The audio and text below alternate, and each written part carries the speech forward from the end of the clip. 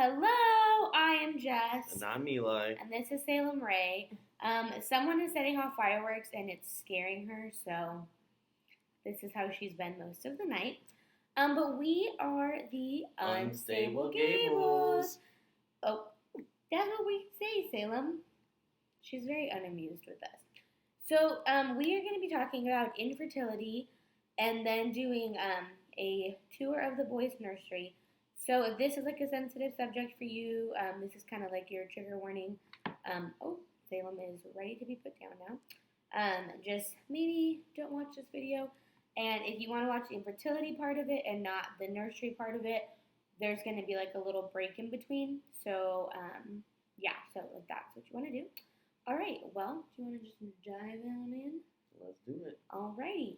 So I wrote down some questions for Eli and I to answer, and they're pretty standard, I guess you could say. So we'll go into that, and then I have some facts. Well, do we want to talk a little bit about why infertility is so important to us? Yeah, I was going to go into that. Oh, okay. All right, bye, Salem. I'll let you take the lead. Okay, bye, Salem. I love you. Remember when he threw her last time and she flew? Oh, tell everyone where you've been. Why we haven't been doing an Unstable Gable video every week like we were supposed to. I've been working. When did I go to West Texas? That was like the next weekend we were supposed to make a video. Mhm. I went to West Texas, as in Midland and Odessa area. Not fun. I don't recommend it. And then I've worked pretty much every weekend since. Yeah. I think I've had like one weekend off, but I needed a weekend to myself. It was just too much. And he's on call this weekend, so Yeah. super fun. But anyways, okay, so that was dark. So infertility is kind of, I guess you could say, like a big deal to us because we struggled with it. So before we got pregnant with the boys, we really gave up. I would say I gave up at least.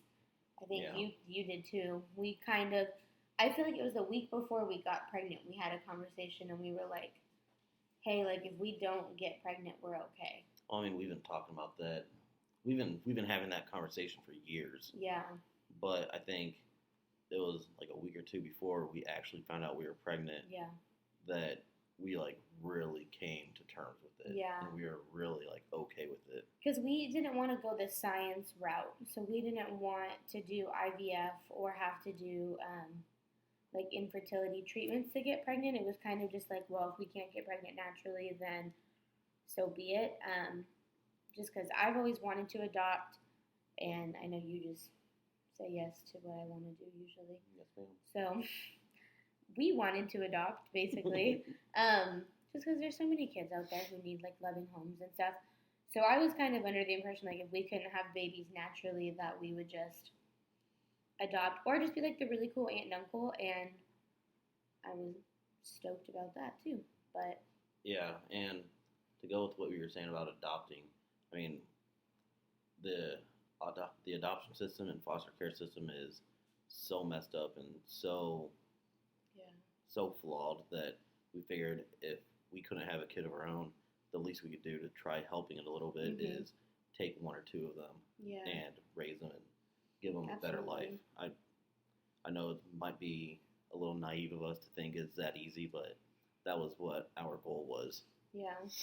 And we still might down the road after we have the boys, because I want a million children.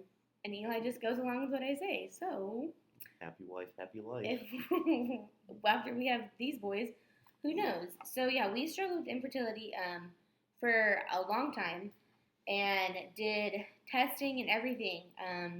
I did every test imaginable. You had to put your baby gravy in a cup. Yeah.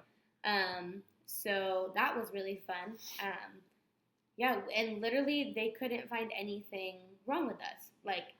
They were you're both healthy, everything's coming back normal, we don't know what's wrong. So we were officially diagnosed with unexplained infertility, which actually, one of my stats is that accounts for 10% of all couples who struggle with infertility.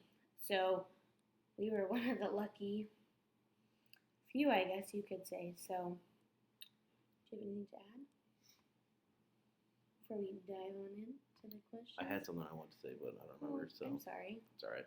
If you think of it, just blurt it out. I will. Okay. So, question number 1, Eli. What is infertility to you? What does it mean? Well, to me, it's, I don't know what the textbook definition is, but to me, it's just not being able to get pregnant, or if you do have, or if you can get pregnant, then not being able to go to the full length of pregnancy, the full term. Yeah, full term. And I mean, I've never known a whole lot about infertility. I still don't know a whole lot about it, honestly. Yeah. But that's what it always meant to me whenever I heard the word. Yeah. What about you? That's kind of, I never knew about infertility before we got married. I feel like when you learn about baby making and stuff in school, it's like if you have sex, you will get pregnant. Well, I mean, that's literally what they teach you. If you have sex, you're gonna get pregnant. And for us, that wasn't the case. Yeah, I mean, at all. Like Jess said earlier, we both got testing done, and my numbers were off the chart high. Yeah. Probably why we have 2 kids now growing inside of me. And like Jess said, her numbers were completely normal. So there was no reason why we shouldn't have had kids by now. Yeah. We should have 9 kids by now. I know. I always kept saying that it'll happen when it's supposed to happen. Right. And that we just need to be patient. But it's so much easier to say that than to actually live that. Yeah. Especially when you have this expectation that, oh, well, we're having unprotected sex, we should have a kid by now. Yeah. We should be pregnant. Because like you said, they give you everything you hear growing up is you have sex, you're going to have a kid. Yeah. So you have these unrealistic expectations, I guess you can say. Yeah. And when they're not being met, then you it's start... disappointing. Yeah, absolutely. It's very disappointing. You start getting very down on yourself, too. Yeah. And I didn't know anyone that struggled with infertility, at all. I'd never known anyone that had a miscarriage or anything like that. And I don't think you really did either.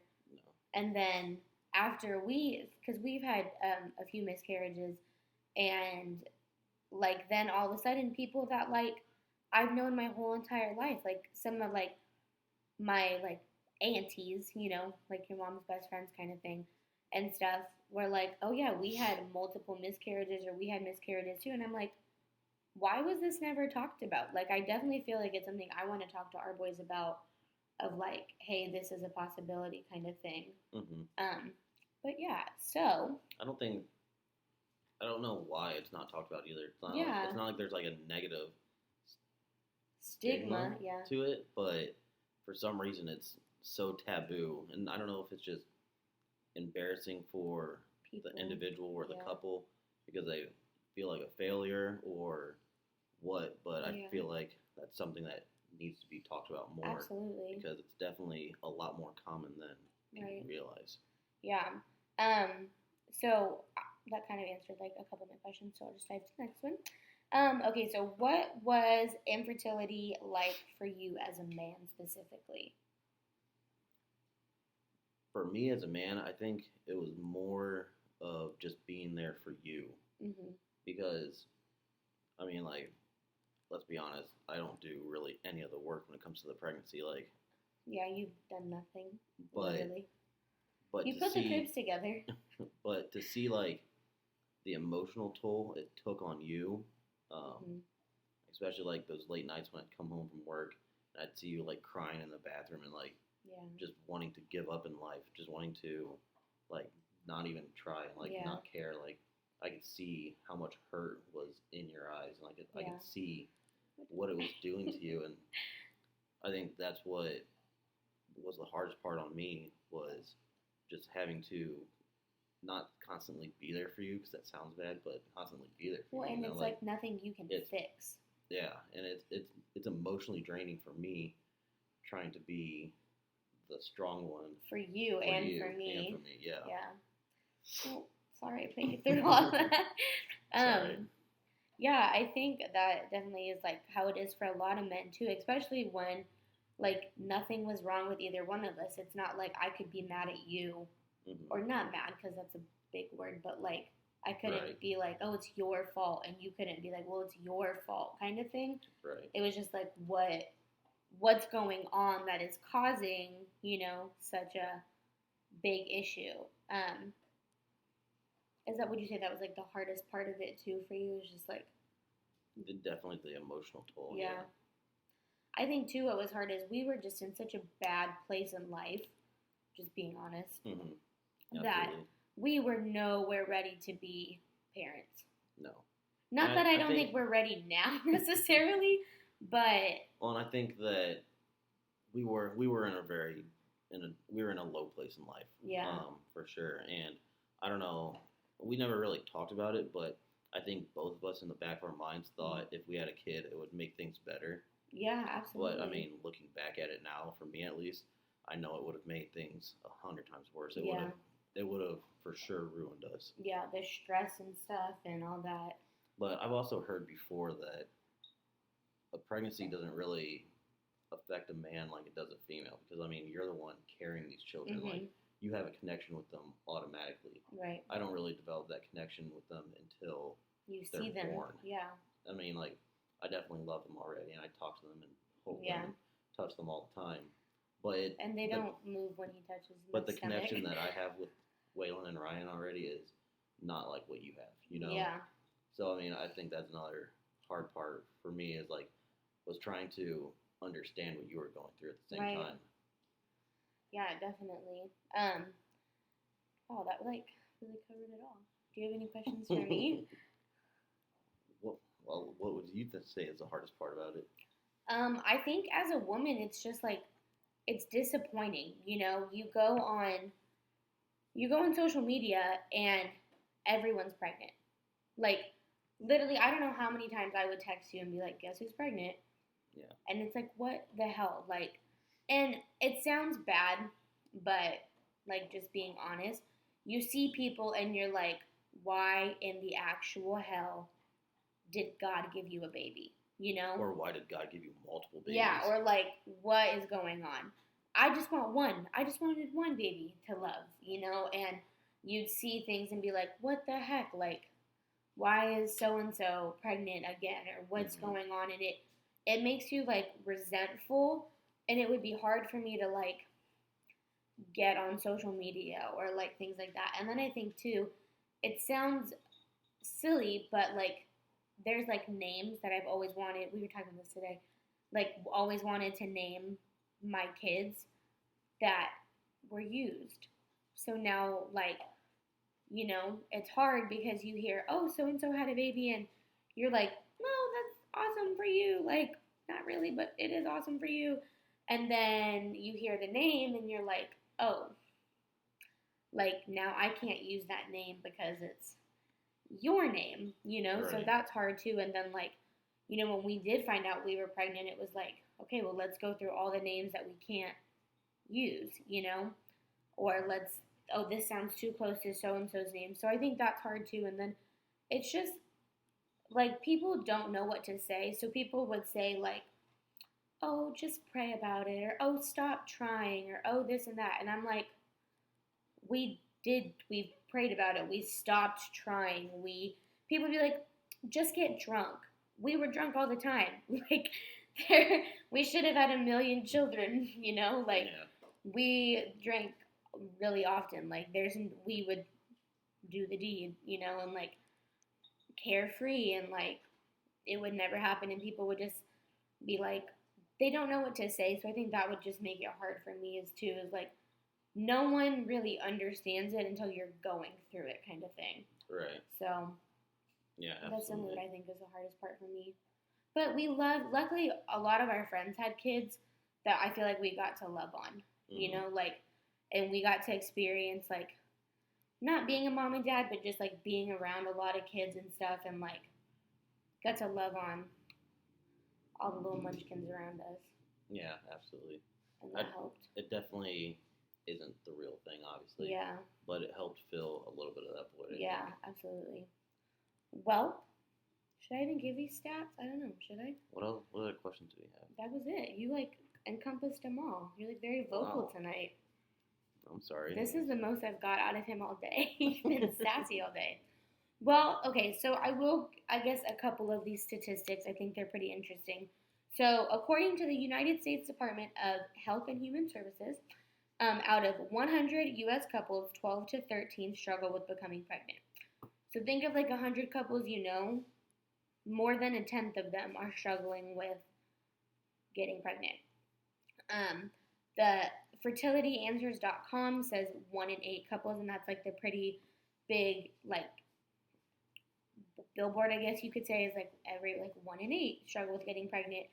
And then also from the Health and Human Services, some of the causes of infertility is 1/3 of it is the woman, 1/3 of it is the man, and 1/3 of it is either by both / undetermined, which is kind of what we had. Mm-hmm. So that was definitely interesting to read about.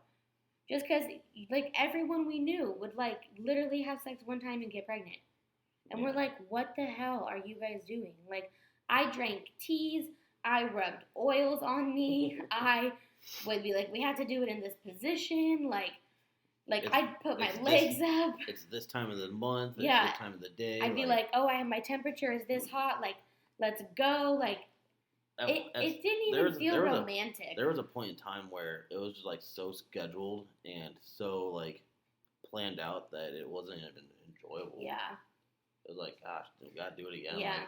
Whatever, let's just get it over with. Yeah, that's how I felt too. Yeah. Well, and that doesn't help to all of it either, when you're so focused on it. Right. But then the second we stopped focusing on it, which is what everyone says. Okay. Yeah. Okay, so I guess last question, what advice would you give to other couples? I guess my advice would just be or to other men specifically, maybe? Well, to other men, if you're going through this situation, I would really just say to be strong, be as strong as you can, because not only are you confused and don't really know what's going on, don't really know how to relate, you have to find a way to relate, and you have to find a way to really connect with your wife, fiance, girlfriend, baby mama, whatever. Right. Because it's definitely harder for them than it is for you. So not only do you have to be, like I said, emotionally strong for yourself, but you have to be emotionally strong for them. And it's hard. It gets very, very hard because it can go down to a very dark path very fast. Yeah. So I mean, if you're going through this, just stay strong. Just don't give up. And just know that it will happen when the time is right. As cliche and stupid as that sounds, but it will happen when the time is right. Absolutely. That's a good answer. I tried. All right. Well, should we tell the funny story of the day we found out we were pregnant and what happened with Bella? Yeah, you go ahead. Okay, so this is funny. I think it's funny. It's funny. It's pretty funny. So, I was on birth control the last year before we got pregnant, just because we finally came to a place where we were we can't, this stress is just too much. After multiple miscarriages, it was just too much. So I got on birth control, and then when Eli was getting out of the Marines, TRICARE was oh, we're not renewing your prescription because he's getting out. I was cool. So then I was government health care for you. Guess what? I'm not on birth control anymore. And we were would literally joke about that I was infertile. We would literally be well, I mean, it doesn't matter because we're infertile anyways. Yeah. So then, lo and behold, apparently I'm not. So I was back home in California, and I was sitting at the table with my mom talking. What were you in California for? Christmas. Were you just there just to be there? For Christmas. So you were there just to... Yeah. Okay. I didn't remember why you... I knew it was during Christmas time, but I didn't know if there's other reason. It was just for Christmas. Yeah, I went back to see all of my homies. probably did. I don't know. No, I was there for Christmas. Well, like I said, I knew it was for Christmas, but I didn't know if there was something else going on that you were there for. No. Oh, no, not really. Just to surprise my mom. Oh, I just broke the pen. So I was back home, and then I was late. I was like 10 or 12 days late. And so I bought a pregnancy test. But real quick, when she was on birth control, she was always late though. Oh yeah. You were always a week late, 10 days late. You're like, oh, I'm pregnant. I'm like, no, you're not. Just wait. And then, lo and behold, Mother Nature would come. Aunt Flo came. Yeah. But like you, ever since I've known you on birth control, your cycle has always been super weird. Yeah. So I mean, she was late, but we didn't really think much of it because I was stressed out. It was another month. Yeah, and I was stressed out because I was about to quit Starbucks. I was looking for another job, or I just got another job. Yeah. You were looking for a job after graduating school. I was in California, so like the time change and stuff. So I was like, there's no way I'm pregnant. Like, no freaking way. So that day, it was Christmas Eve, Eli calls me and he's like, guess what? I just got home from work and Bella got out of her cage and had, this is TMI, but not TMI, a blowout explosion of the number 2 kind all over our apartment. Yeah, it was bad. I opened the door and there was Bella just sitting right in front of the door. And I looked at her, I was like, what in the actual... Words you can't say on camera right now. What are you doing? Like, why are you not in your cage? And then I stepped in, and I just got hit by a wall of stink. I was like, oh my god, this is not good. So I go and I let Salem out of her cage. And Salem loves to eat poop, by the way, so she was probably, like, fiending for it. Well, like Jess said, there was literally an explosion. So, like, there was... I don't know how much detail I should get in.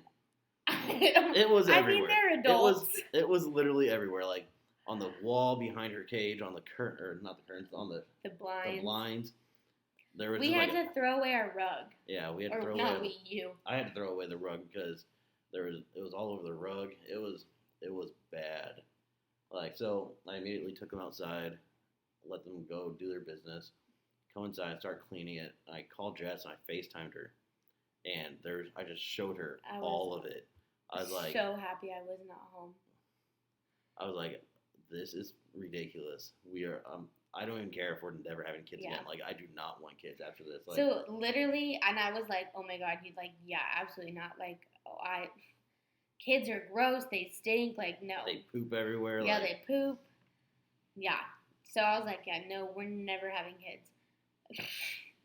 Joke's on us. Literally. 2 hours later. It was like 2 or 3 hours later. Yeah. So I'm sitting talking to my mom, and then I'm like, oh, I have to pee. And then as I'm walking to the bathroom, I realize, you know what, I should just take the pregnancy test right now. Like, whatever, let me just get it over with. You know, it's probably going to be negative, so it won't matter. So I, like, take it, and as I'm peeing on it, it's positive. Like, I'm not even done, and I'm like, what the F, man? Like, there's no way. It's a false positive. Like, there's no way I'm pregnant. Like, no way. I'm like 10 seconds pregnant at this point. So I walk out of the bathroom and I'm like, Mom, I'm pregnant. And she's like, what? And her little squawky voice, what? And I'm like, yeah, I'm pregnant. And she was like, what? Didn't even know what to say. So then I call Eli, and Kim goes, how did this happen? Like, on the phone with him, because I'm like, Eli, like, I'm pregnant. Like, I just took a pregnancy test and it's positive. And my mom is standing right next to me, and she's like, how did this happen? I'm like, I was like, well, do you want to know the details? I'm pretty sure you gave me the birds and the bees talk of, like, how this whole thing transpired. Well, you see, when a mommy loves a daddy. Like, and he was like, no, there's no way. Like, no way. And sure enough. Yeah, it was so crazy because, like, literally hours before, it's like, I don't care if we ever have kids. Like, this is ridiculous. And we had just finally come to terms with, like, we're okay with this, you know? Yeah. Like, we're really okay with it finally. But then she told me, and all of a sudden I just got like an overwhelming like sense of happiness and excitement. And... Oh, I did not get that at all. I was like, oh, shiesty. That was what came to my mind immediately. I mean, I was nervous, and I still am nervous. I'm super nervous, but I'm super excited at the same time. It will for sure be an adventure for the next 18 years. And then these kids are out. Gotta go. Not housing adults. As if we don't have more. Just kidding. I'm housing them until they want to leave.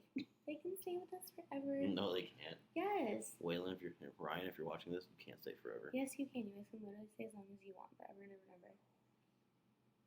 Happy wife, happy life. No. All right. Well, I think that pretty much sums up. Is there anything else you want to say about infertility or anything? No, I guess I'll just say, keep on keeping on. Yeah, just stay as positive as you can and find someone that you can talk to about it.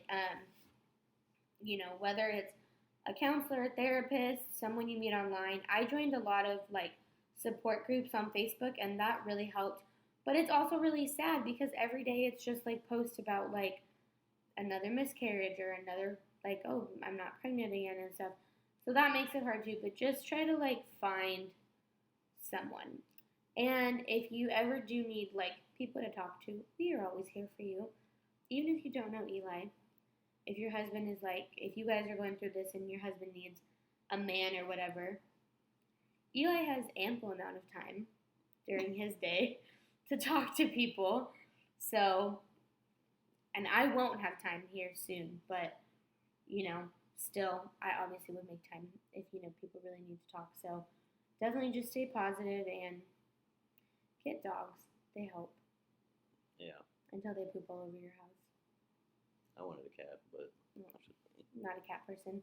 All right, well, this is the end of our little spiel. And yeah, the nursery tour is coming next.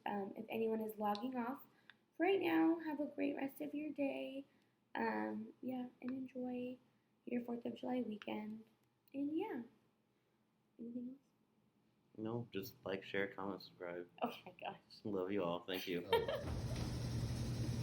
Yo, it is your favorite twin baby mama, and welcome to the Gable Boys Friends. If you don't get this reference, then you're too young to be watching this YouTube channel. Okay, well folks, come on in. Come on. Okay, so when you walk in, this is their little bookshelf. 99.9% of these books are from my mom, who is a teacher, and made sure that they had books galore. And then she wanted them to have educational toys and stuff because she wanted their fine motor skills to develop. So that was really fun. We have their little name signs. This says 37 weeks because that's when they are being evicted. And then we started a little diaper fund. So far it only has $80 in it, but you know what? Progress. We're taking donations. Yeah. And then down here we have stuffed animals, some more toys. Oh, Salem. No, baby, those aren't your toys. And then we have more educational toys and different things like that in there. Then this is obviously like a rocking chair, I guess that's what you call it.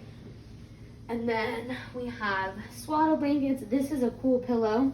You put it on your arm and you can like rest it, and then baby's big old fat head can go there. Yeah, so they have blankets in there, and then this is their dresser. They have their changing pad on here. We have, this was the first ultrasound that we found out. There was 2 of them.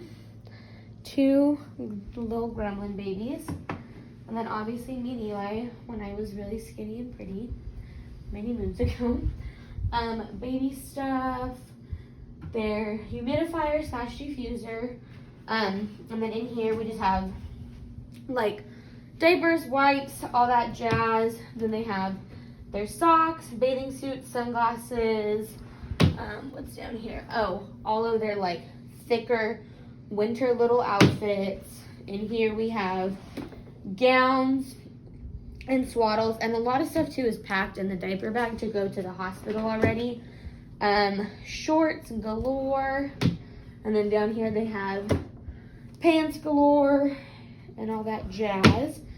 And then over here we have this whole little bin. I don't know if you can see it or not. Let me just bring it on out so everyone can see how huge it is. Okay, so 4 of their aunts have made them blankets. Aunt Patty, Aunt Bethany, Tia Emma, who am I forgetting? Oh, and Aunt Laura all made them blankets. So they have 4 different handmade blankets each. Like literally the most beautiful blankets. So these kids are literally never gonna get cold ever. Yeah, so I think that's really cool. They have all these cool handmade blankets, and then they can like pass them on to their kids and stuff. And then in here we have, I call these lily pads because I think they look like lily pads, but they're boppies. They're monitors. We just have to plug those in. These say my first rodeo. They're so cute. We got those at Cracker Barrel. I'll obviously take those out when babies are sleeping, and then before anyone's like, you can't even eat in the cribs. And then this is Bella, obviously. Which I really love. Their dirty clothes. They have just some little football stuff. Their football, big old thing. Did you get the corner over there? No, I did not. Oh, well, that corner is super, super cute. That's Eli at the top in his little football outfit. And they have a baby Heisman, just speaking it into existence. And then each of them is named after one of our favorite school, NCAA school. So Ryan is named after Alabama, and Waylon is named after Ohio State. So we have the Bama logo, and then the Bama Stadium, and then Ohio State logo, and Ohio State Stadium too. So that's that. And then our cousin Sierra had their little names made too, which matches this perfectly. So they have their little names. I got this from Pottery Barn. And then, yeah, and then this is now their closet that is a little excessive. Yeah, it's a lot. We have, how many carriers do we have? 4? I think so. 4 carriers. We have singles, doubles, single wraps. We have a million different carriers in there. Burp cloths, all their little shoes. Then these are little walkers they have. And then in here, we just have like beanies, and then pacifiers of different sizes, blankets, and then down here is towels and washcloths in there. And then yeah, their clothes all the way up to 24 months. They've got some stuff. I'm obsessed with overalls for them. So they have matching overalls. Obviously, matching overalls. Then yeah, they have tons of a lot of stuff is matching. Not everything, but a lot of stuff is matching. As you can see from their shoes and stuff too, or coordinates and colors. They have matching carriers, and then some diapers. I know we're gonna need more, but it's a good start. Yeah, it's our mild attempt. And then we have their little bucket hats and their little Carhartt hats as well, which I have the same hat but in blue, so we can all match. And that is their closet. And then in here is their bathroom. So, oh, wrong light. Okay, so for the bathroom, we wanted to do like not too little kitty, but not too grown-up-y, so something kind of in between. So they have their bathtub, their bath toys, more bath toys. Then we have a little shower head for them, obviously. And then everything is kind of like black and white. This cute little sign. It says be kind and brave. And then, oh, hello everyone. And then, oh, there's Eli. Hello. Then their cute little sign says little man cave, no girls allowed. I mean, I'm like technically a girl, but I'm allowed in here because I birthed them. And then their medicine cabinet, which I need to get them new sunscreen because I heard that this is really bad for babies now all of a sudden, so that's awesome. And then nipple cream for me, Tylenol, gripe water, thermometer, and then in here we have baby stuff, little nail files, all that jazz. Down here is all like soap and stuff, and then the seats for their bathtubs for when they get bigger. This is just toilet paper and stuff, nothing exciting. Cute little plant, obviously. And then over here, towels. And then this is a map of the world, in case you don't know what the world looks like. This is a map of it. And then this is, I call him Aslan, because he looks like Aslan. And then since there's two of these little gremlins, we have two little boy signs. And then, yeah, and then this is kind of cool. It's, I don't know what it's called in like military lingo. The phonetic alphabet, I think. Phonetic alphabet, yeah. I think that's what it's called. Well, we'll go with that for now. But yeah, then they have that, so it's just kind of like masculine. And then this is the wallpaper that I use for a lot of their like announcements and stuff. I didn't have enough, but I wanted it in here because I had a roll of it, but I didn't have enough for like this whole wall. So it's there, and I kind of like it. So, oh well, it'll stay. And yeah, that is their bathroom and nursery. And that is their crib. So thanks for coming along with me, folks.